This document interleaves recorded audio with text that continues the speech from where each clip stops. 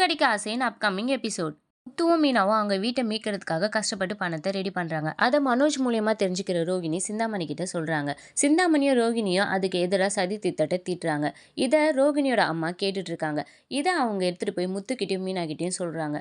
முத்து அவங்க என்ன பண்ணுவாங்கன்னு எனக்கு தெரியும், அதை நான் அவங்களுக்கு எதிராகவே திசை திருப்புறேன்னு சொல்லிட்டு மறுநாள் முத்துவும் மீனாவும் ரெண்டு பேரும் ஒன்னா பொண்ணா சரிப்பட்டு வராதுன்னு சொல்லிட்டு தனித்தனியா போறாங்க. இதுக்கு நடுவுல சிந்தாமணி மீனா கிட்ட இருக்க பணத்தை கொள்ளடிக்க சொல்லி அவங்க ஆட்களை அமைச்சு கொள்ளடிச்சிட்டு போயிருப்பாங்க.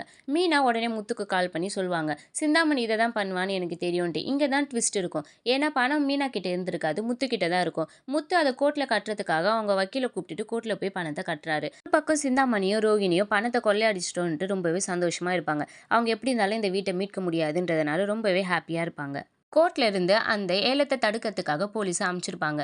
ஏலம் நடக்கிற இடத்துக்கு போலீஸ் வருது. அதை பார்த்தோன்னே சிந்தாமணி போலீஸ்லாம் எதுக்கு வருது அப்படின்னு பார்ப்பாங்க. அதுக்கப்புறம் தான் அவங்களுக்கே தெரியும் முத்துவும் மீனாவும் பணத்தை கட்டினது. இது எப்படி சாத்தியம், அவங்க எப்படி கட்டியிருப்பாங்கன்ட்டு சிந்தாமணி ஒரு குழப்பத்தில் இருப்பாங்க.